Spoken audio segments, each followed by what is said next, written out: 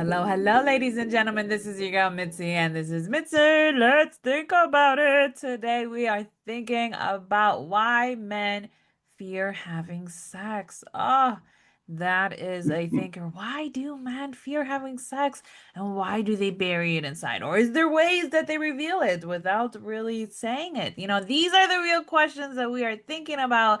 And luckily, I have Dr. Avrum here who's going to help us think about this in a whole new way. So thank you so much, Avrum, for coming back on my show You're and welcome. really diving deeper into the concept of men's fear. You know what I mean? So when you hear this concept of men's fear of sex, what does that make you think about? Well, I think, first of all, I wish I could see the faces of the people listening now because I'm imagining that the women are looking really puzzled and the men are looking kind of angry. Right. That. So I think the notion that men are scared of sex is counterintuitive and probably doesn't make sense to a lot of people. I would say that the way I would say it that might make more sense to people is that men are afraid of women and sex with women is part of how they try to soothe their fear of women. Mm. So for many men, there's an old saying, and but there's a lot of time there's a lot of truth in old sayings. And this old saying in particular is women need to feel loved to have sex, and men need to have sex to feel loved. So why would that be true? Well, I think that's mostly, first of all, I think it is largely true, obviously with exceptions. Yeah, But yeah. for many women, have a sort of broader spectrum of ways in which they feel loved. They feel loved with their friends. They feel loved with their family. They feel loved maybe even at work, and they feel loved sexually, physically. They feel loved with their children. Men tend to have less, we socialize men less in emotional fluency, so they don't tend to have as wide a bandwidth. For example, the vast majority of men have no friends that they actually talk to about anything. So that's a big difference. So for men, their needs for validation and love and reassurance often get in the one basket of sex. So that Mm. sex for men often becomes as much about validation and reassurance, oftentimes more about validation and reassurance than it is about connection and intimacy. That's really interesting because we don't really consider that, you know what I mean? Especially women. We don't even acknowledge the fact that men put everything in one basket. And I think that analogy of just putting all of that in one basket is really beautiful because it makes us really visualize what men are holding on to. Because they always talk about I'm holding on to a lot, I'm dealing with a lot, there's a lot of pressure on me. But now that you put it in a form of a basket, I'm just like, well, just put the basket down and just start taking stuff Hmm. out. You know what I mean? Like that's how I see it. But is that a thing? Can men actually start taking stuff out of that basket and really seeing it for what it is? Well, it's like if you have a retirement account, it's like diversifying your investments, right? So it's not about you don't necessarily need to own less stocks, but maybe you need to own some bonds too. I don't know anything Okay. about this, so I'm probably using the wrong terms, but It's you okay. get the idea, diversifying. And the problem for men, there's a whole interesting body of literature that is generally under the heading of fragile masculinity. Mm-hmm. And what they mean by that is that most women do not question themselves as women, meaning they've felt like a woman since they were, old enough to feel that way. They don't question whether or not they're women. They don't think that their femininity is questioned to judgment or criticism. They just are. It's just part of like, I'm tall, I'm short, I'm a woman. Yeah. Men have a very different experience. Men experience masculinity as something that has to be earned, is Mm. not innate, and has to be, once earned, has to be defended. Because in our culture, we tend to define masculinity not proactively, but reactively. We tend to define masculinity as not feminine. So you're Mm. masculine as long as you don't do anything that makes anybody think you might be feminine, like Mm. show weakness, cry, be vulnerable, be joyful for that matter. So the problem Yeah. for men is that all of the good stuff in life we attribute to feminine. The Yeah. best things in life, intimacy, closeness, friendship, warmth, tenderness, all those things that they had in their lives with their mother, with their friends, with. But when they got socialized to be men, they had to choose between being a man or having all those things. So it's this horrible choice. And I think it's a wound that most men carry with them for most of their lives is that sort of Sophie's choice that they have to make at some Yeah. point. Yeah, I love the way that you say it because the way that you break it down makes it make you could see it. You know what I mean? I can see it at least, you know what I mean? Because as a woman, like I never really questioned my womanhood. You know what I mean? I Right. never really did. But I have met women that feel like because of their circumstances, they had to step up and step into that masculine role. Hmm. And where their femininity, if that's how you say it, Yeah. is not as strong as their masculine tendencies. So it is kind of tricky. But so then it makes me just wonder when men step into those emotions and they embody it and they accept it and they have friends and they have those communications and they feel all these feelings that I guess shouldn't be felt. I mean, is that their way of stepping into a feminine role, or is that just embracing themselves as a human being? Yes, thank you. The latter is yes. I like Okay. that you kept going because I object to calling something masculine or feminine as if it were the exclusive property of Yeah. one gender or the other. So I don't think women were, meant to take care of children and men not. So the only letter to the editor I've ever written in my life, when I was a father with young kids, my Hmm. local newspaper ran a story with the headline, Mr. Mom. And I wrote to the paper and said, that's offensive. As a father, I find that offensive. I'm not a substitute mother, I'm a father. Yeah. I'm not doing a woman's job. I'm doing a man's job, which is being a father. And that's Yeah. not a woman's job. That's not woman's work. And so I don't think, I think we're finally figuring out that not only are men, of course, completely competent as parents, but how empty and lacking and devoid men's lives have been not developing their Yeah. relationships with their children. Um, One of the things I treasure most, so I work with a lot of men in my therapy practice, and one of the things I treasure most is I look at, if I'm doing a group and I look at the people in front of me and I remember each one of them how much their relationships with their children have grown in the time they've worked with me, how much closer they are with their children now. And I think that's one of the real things that men can get from therapy is not only closeness with their partner, but more close with their children. Yeah, I think that's very validating because it just makes us realize that one, we're all human beings. Two, we're gonna have this in our DNA to react, to feel, to cry, to love, Mhm. to hate, to protect, to, you know what I mean, to defend. And it doesn't matter if you're male or female, it's just in our DNA to just stepping up and doing what you are supposed to do as a human being and as an individual. And I love that that's what you wrote to the editor about like, hey, I'm still a father. I mean, why take away my name, my Come on. role Right. when I still do things that anybody else could do? You know what I mean? And I Right. think that was a big movement. I remember a few years back when they were talking about how fathers are stepping down in the work field and they're letting the wife after having kids to go back to work and they're doing the mom and they're stay-at-home dads. And I was just like, but why is that a big deal? You know what I mean? Right. Like why does society Why is that a make it news a story? yeah, exactly. Why is it in the news? Why is it on Good Day to America? You know what I mean? Like it shouldn't be this big deal when it just should show how toxic these stigmas are, you know what I mean? And I think how exactly, I guess to come back on topic, how exactly are other ways do men reflect fear when it comes to sex? Well, the primary way is by being more obsessively focused on their partner's pleasure than they are on their own.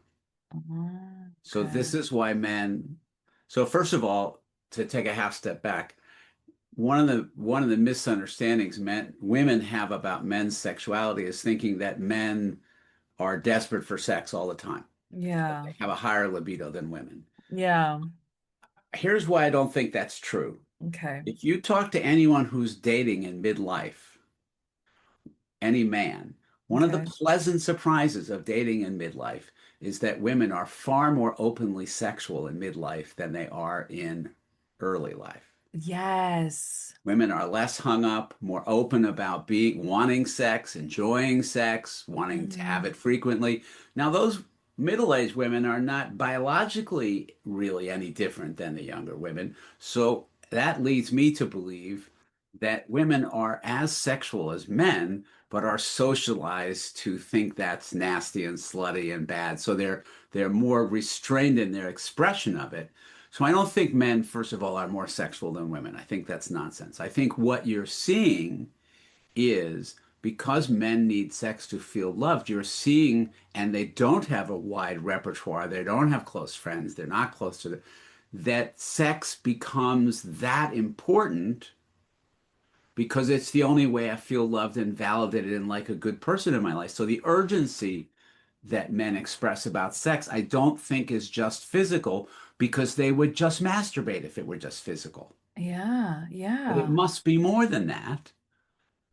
It must be emotional as well. And I think so. I think that's how their fears show up is that if we don't have sex tonight, I'm unlovable. Yeah, I think that's a validating point, and I think that's the reason why a lot of the times marriages end up falling out of course is because the man is not having that random or regular sex in their marriage, and then eventually they're like, "Well, I guess you don't love me," you know what I mean? And that's a plausible reasoning because if men associate love by sex, then they're gonna Right. associate, "Well, you don't love me because then we're not having sex." And I also love the fact that you talked about how women in their midlife they crave more sex or they openly More open talk about it. about it. Yeah, they're Yeah. more open to talk about it. And I have actually spoken one of my friends from Atlanta. He's older than me by like 15, 20 years. And when he was in the dating game, he would tell me like these stories of these women just openly telling them like let's have sex, let's tell me your favorite position, like just on their first date, just like how do you like it? Like and he just felt like overwhelmed and like pressured and was like, why are these women so vulgar? You know what I mean? And I was just like, there's nothing wrong with the Just like women. you. They're just like men. They have a sex drive and they know what they want and they're not afraid to express themselves. Right. So I don't think you have the right to just call them out, but I think at the same time, it's like it gives you an opportunity to see this differently. You know what I mean? And I Right. think that's the thing, that stigma of like, oh, women have to be discreet and we have to be prude and we have to be so innocent, like a little flower, untouchable. You know what I mean? It's ridiculous, but it's like it's a thing. Right.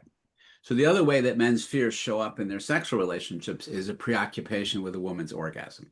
Mm. So the very well-known sex therapist Esther Perel has written about this, and she wrote essentially, to many women, they experience their male lovers not as men expressing a desire for them, but more as children asking for permission or validation. Oh. And so sex becomes less frequent because it starts to feel more like a parent-child relationship. And most people are not interested in having sex with their parent or child, I'm happy to say. Um, and Yeah. so it starts to feel like mommy, may I, Hmm. rather than an expression. So it feels like asking permission for something, or but not like adult to adult is not like I want you, I desire you, I want to be connected to you, I want to be close to you. And so men watch women during sex and after looking for validation. Is that good? Was it good for you? Was it good? Did you come? Yeah. Did you come? Yeah. And women are, of course, understandably irritated by Yeah. that, Yeah. and they fake orgasms to get Yes. men off their backs, to get them to stop obsessively focusing on it. And then you have a complete mess because you have sex with neither person enjoying themselves. It's kind of like, what's the sense in that? Exactly. And then Um, it feels like a waste because it's like I didn't enjoy it and I don't want to do it again because it's gonna exactly. feel like Exactly. I have to constantly boost your ego or anything like that. So it is very struggling. So how do men actually tap into this confidence and not have that fear anymore? Well, let me say one thing about what you just said and then get to that question. And that is that I recently spoke with a new couple Mm-hmm. that has been married almost 30 years and has not had sex for the last 20. Ooh. And they're very close. They describe themselves as their best friends, partners, and it's very clear to them now. What happened is they found my book online. And Mm-hmm. then they reached out to me because they were like, oh my God, we did not understand what's been going all this time. But he is terrified about being judged and criticized for his lack of sexual drive. And so he Mm. just avoids the whole thing. They haven't been able to talk with each other and work it out. And that's a very clear manifestation of his fears, performance anxiety, sometimes we call it, are really having a huge impact on their otherwise very satisfying relationship for both of them. Mm. So, to your question about how do men address these fears, what I've learned, which was new to me, a surprise to me, and it was a nice thing to learn, is that for men, it starts with talking with other men. Yeah. It's Yeah. just too intimidating to talk with your partner. I mean, the way I came to understand that men are afraid of women is that I kept working with these men who would tell me all these things about their partners. And I would say, well, have you talked to her about that? And they would look at me like I just asked the stupidest question in the history of the world. Like, no, I can't talk to her about this. And gradually I understood that the reason they're not talking to their partners is they're afraid to talk to them. Yeah, exactly. And so, Exactly. what works best for men is starting off by talking with other men. And so, there's a chapter in the book which I'm particularly happy with, which is sort of a step by step guide to men. And basically, what I say is, put up a notice at Starbucks or your church or your whatever saying, I'm forming a book group. Here's the first book we're going to read. It's a men's book group. Mm-hmm, And mm-hmm. then get a group of guys because anybody who's interested in reading that book is going to be interested in talking to other men. So Yeah. start as a book group, and then probably it'll become a monthly like men's get together where you have a potluck and talk to each Yeah. other about what the difficulties you're having as men. So I'm Yeah. hoping people will take me up on that. And there's a Facebook page for people to go who are doing that and things like that. Yeah, well, you bring hope into people's lives by Yeah. just by something so simple as connection, you know what I mean? And if we in this day and age where technology connection is so vast and it's everywhere, people still don't utilize it in a way that they can actually get something from it. Yeah. So to have those groups on social media or just on a website or just, Zoom calls, you know what I mean, if you're out of the state or whatever it may be, I think having that connection will really bring it back. And then you have that community, you have that safe area, and you have those people that you feel safe enough to give you that reality check to realize, like, hey, Yeah. maybe we need to look at it differently. And I think that's very powerful.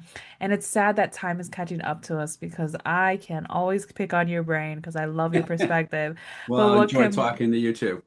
so what can be some lasting words that you can leave us off with to keep on thinking? I liked what you said about hope. I am, if you're a sports fan, I mean, I'm an Atlanta Falcons fan, so I always think my team's going to win this year. They don't, but I always think they're going to win this year. So I'm a therapist in part because I believe in people. I don't look at people and say, "Oh, what's wrong with you?" When I sit with a couple, I'm always looking for what is the connection between you. And it may be buried under years or decades of crap, but I'm digging around looking, see if I can find, oh, there it is, just the way you looked at her or the way she put her hand on your hand. And Yeah. then I want to build on that. And so I guess my parting thought would be for the listeners, if you're feeling distress in your relationship, it doesn't have to be a lover, it could be a friend, whatever, any close relationship. Look for what it is that connects you with each other, even if it's really buried. Search your memory, try to remember and connect with what it is that originally drew you to this person, and see if you can't reconnect with that as a starting place. Yeah, that's a great way to start because I think that reconnection really helps people realize that they don't have to do it on their own. You know what I mean? We're moving more And towards a society that's making you feel very individualistic and you don't need anybody and you can do it all by yourself, you know, but in reality that's not the case. It's yeah, it's far from the truth, you know we're what I we're mean? moving towards all those values while the suicide rate goes up, the rate of Hmm. drug addiction goes up, and those are directly connected to people thinking they can do it on their own. It's very clear we are tribal. We are innately Exactly. hardwired to be tribal. Exactly. We are meant to do things together, work together, speak together, Yep. handle life together. And I think when we go through something very traumatic like a natural disaster or you know what I mean, some things like that, it really brings us back to unity, you know what I mean? But I don't think we need to experience so many natural disasters or big chaoses for us to finally find unity. You know what I mean? So I think just having that reconnection is so valuable and it makes people really realize like where have I lost that connection?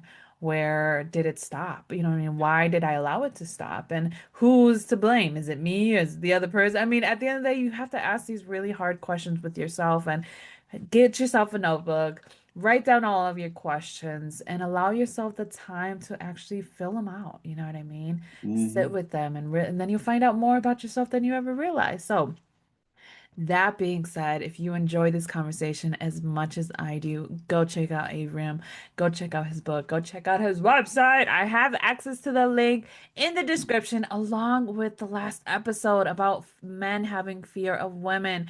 Go check that out. He goes more in depth of why men have these fears and oh, they're so powerful. That's the reason why I brought him back for this episode And because I'm we were glad able you to did. dive in deeper, and who knows what we may go into next, right? Let me just Who add one knows? thing to that, which Yes. is I pride myself on I return all emails within 24 hours. So if you have questions about the book or about what you and I are talking about today, if you email, you find my email on the website. You can reach me through the website. You can also sign up for the mailing list and get a free ebook about relationships. See, more reasons for you to check him out, hit him up, so that you don't have to feel alone and so Yeah. that you can start connecting with real people who want to help you in your real life, you know? So, Yep. with that being said, always, always, always keep thinking, you guys. Bye.